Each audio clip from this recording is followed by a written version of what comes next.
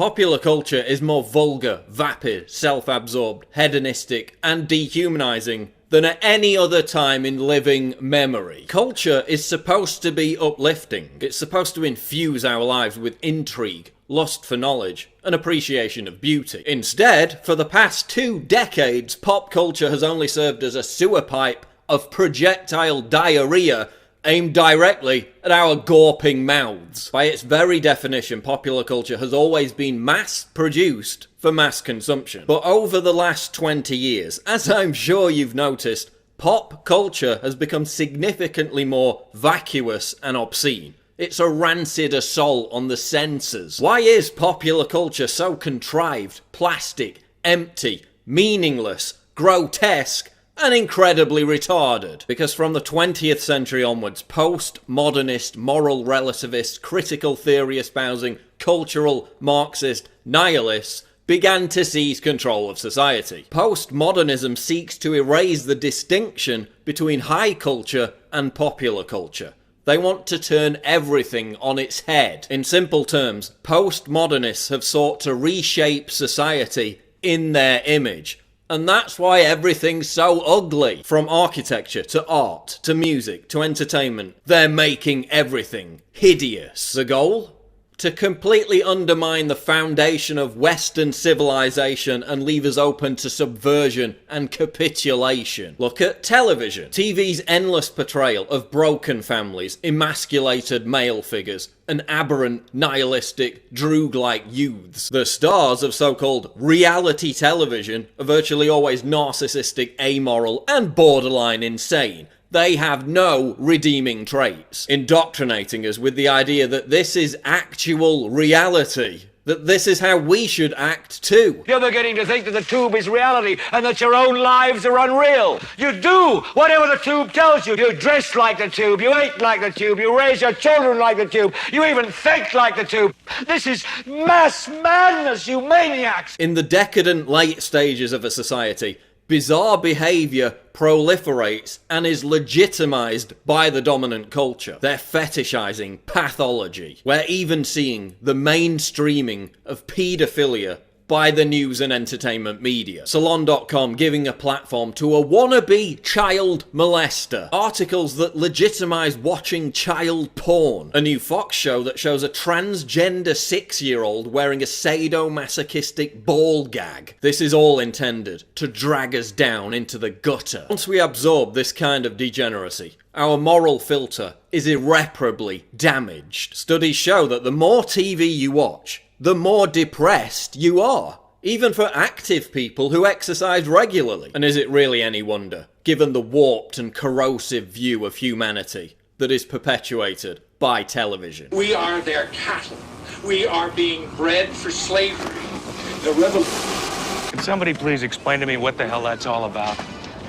Just that idiot licking his nuts again. Popular culture is also hypersexualized. It's not prudish to observe that the sexual imagery we're bombarded with by television is infinitely more gratuitous than it was just 25 years ago. Even pornography itself is becoming uglier and nastier. It's documented that this hypersexualization process has normalized cheating and betrayal. It's this, oh, everyone else is doing it, so why not me mentality. Hypersexuality in popular culture leads to ruined relationships and failed marriages. Pop culture is making us miserable and lonely. Look at the cult of celebrity. Being famous used to require having actual talent, even as recently as 20 years ago. Now, the measure of fame a celebrity achieves is directly proportionate with the volume of tasteless debauchery that they inflict on the world. Vulgarity has replaced talent. The more vulgar and ostentatious, the better. Thanks to social media, young people have been indoctrinated into this idea that narcissism,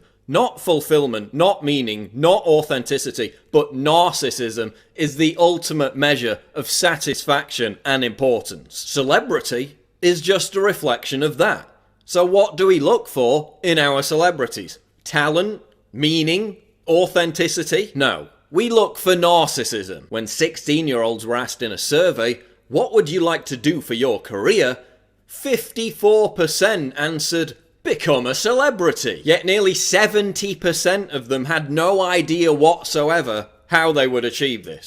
Sometimes when I watch TV, I stop being myself and I'm a star of a series or I have my own talk show or I'm on the news getting out of a limo, going someplace important. All I ever have to do is be famous. People watch me and they love me. It's no surprise that since the explosion of celebrity-led narcissism, young people are more depressed than ever. Suicides amongst those aged 10 to 24 are up every year since 2010. Why are you all so unhappy? Because you're aspiring to something completely vacuous and unobtainable for the vast majority of people. Popular culture is making us miserable. Celebrities are now more revered than religious icons. This is why people suddenly turn into gushing morons whenever a celebrity dies. Rendered blubbering idiots over somebody they never knew and never even met. In many cases, someone they weren't even interested in until they died. It's like North Korean competitive crying every other week. And look at celebrities who wake up from their coma and use their platform to bite the hand that feeds them by questioning what they're a part of. I've got one that can see. When Kanye went off script and started decrying the popular culture he once served, they put him in a psych ward. Cause y'all been lied to. They can't play what they want to play because they've been paid to play that bullshit over and over and over. Look at how the custodians of pop culture treat celebrities who think for themselves or who challenge the status quo. They're immediately dispensed with because the entire scam is dependent on a complete lack of diversity, a vicious intolerance of anything that's truly original or unpredictable. That's why popular culture is so sterile. And you know, it's ironic that one of the most popular talent shows is called The X Factor, given that the introduction of actual X factors, i.e. unknown quantities, into the system would cause it to collapse. Look at popular music. The same handful of people writing and producing songs for the same handful of popular artists. Why do you think everything sounds the same? The same procession of electronic beats, repeated hooks, and verbal diarrhea that passes for popular music now. Music is less diverse, and the lyrics are more dumbed down than ever before. Man, rap today fucking sucks bad. They're not even saying words anymore. They just got a hard-ass fucking beat to trick dumbasses like you to make you think you like the shit. We've hit a brick wall. There hasn't been a single authentic movement in popular music for the last quarter of a century. And look at the effect it's had. Young people were once able to channel their self-loathing, their anger, through the medium of rebellious music. Think punk, grunge, goth. Now, they're all growing up listening to sterile drivel like One Direction and Maroon 5. Yes, we always had manufactured plastic crap, but we also had alternatives. Now there are no alternatives. They just don't get the airtime. MTV used to play alternative music videos. Is that what they mean when they say videos have symbolism? What does MTV play now? 16 and pregnant musicians with actual talent and authenticity, because they still exist, are prevented from challenging this sterile status quo, while talentless button-pushing, noise-vomiting DJs are deified. Millennials have been stripped of the ability to diffuse their adolescent rage and alienation into music or subculture. So they turn to the mental ghetto of identity politics instead. And that hasn't gone so well. What has my generation contributed to advance popular culture over the last 30 years? Humiliatingly little. Seriously, what have we contributed? Can you name anything positive? Gangster rap? A movement that encouraged millions upon millions of young people to aspire to act like degenerate criminal thugs. Yeah, that worked out great, didn't it? But then look at someone like Hopsin. Here's a guy who raps about how retarded and destructive Gangster Chic is. A guy who tells young people to get off drugs and live clean. What happens to musicians like Hopsin? Yeah, some of them get signed to big labels, but then they get parked for 3 years, or their albums are deliberately given no promotion.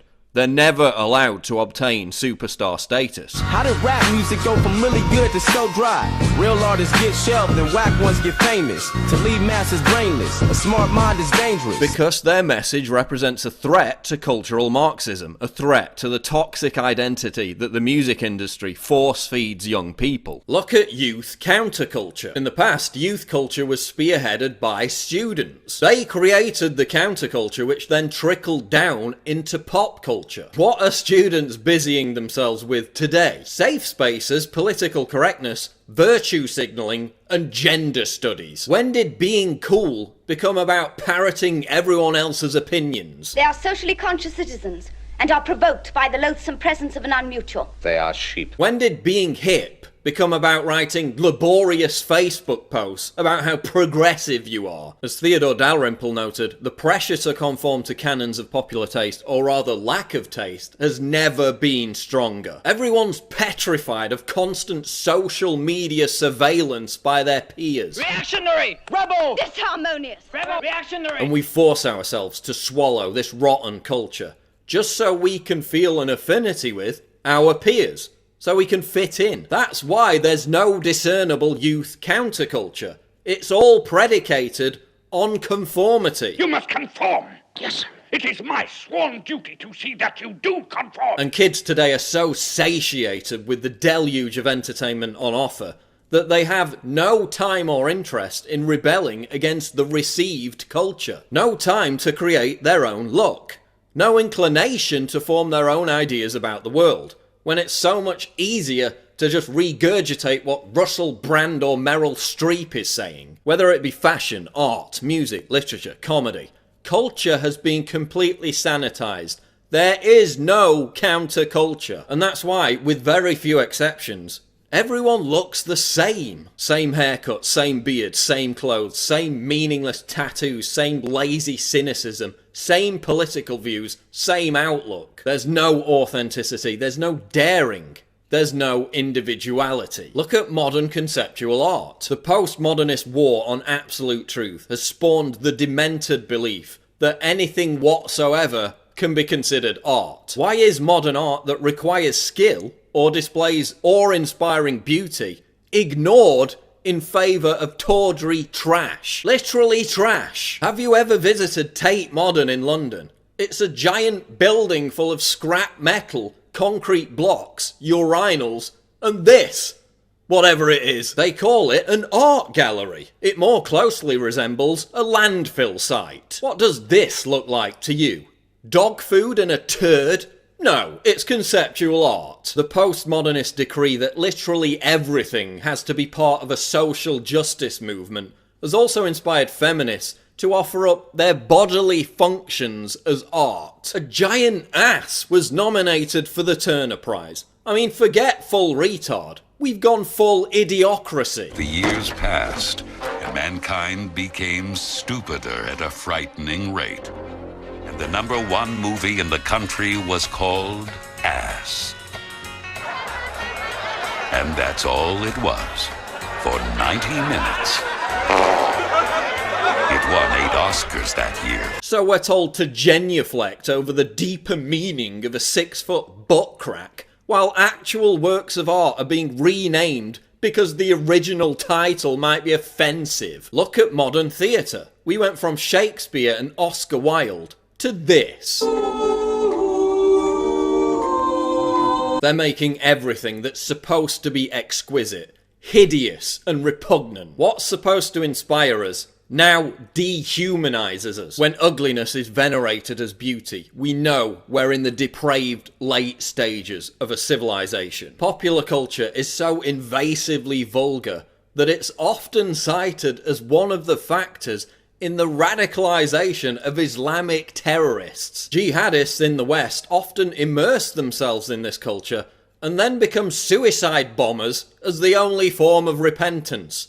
That's how bad it is. That's right, Jersey Shore and Miley Cyrus are actually seen by terrorists as legitimate reasons to attack the West. And who could argue with them? But seriously, when we defend Western civilization, we're not talking about popular culture. We're talking about the Sistine Chapel, not Piss Christ, We're talking about Beethoven, not Bieber. But we've become bored of what we've inherited. The true meaning behind the rich tapestry of our cultural heritage has been forgotten. Popular culture as it exists today actually represents a direct threat to Western civilization, since it provides our enemies with a justifiable reason to destroy us. A civilization is starting to unravel, okay? And that you can find it again and again and again through history. That it's a culture that no longer believes in itself, okay? And then what you invariably get are people who are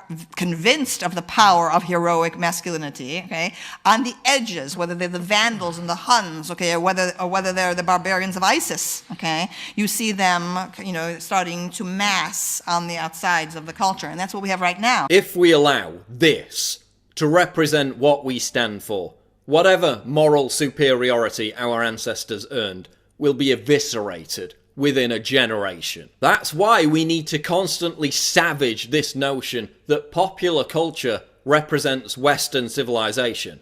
It doesn't. The weaponization of popular culture, as I've described it, is merely the reassertion of cultural Marxism. By making the culture that underpins our society completely meaningless and therefore rudderless, it can be easily overthrown. We need to reject popular culture in all its grisly, grotesque, dehumanizing forms. We need to encourage a new cultural renaissance that is once again inspired by beauty, talent, and the exaltation of human accomplishment.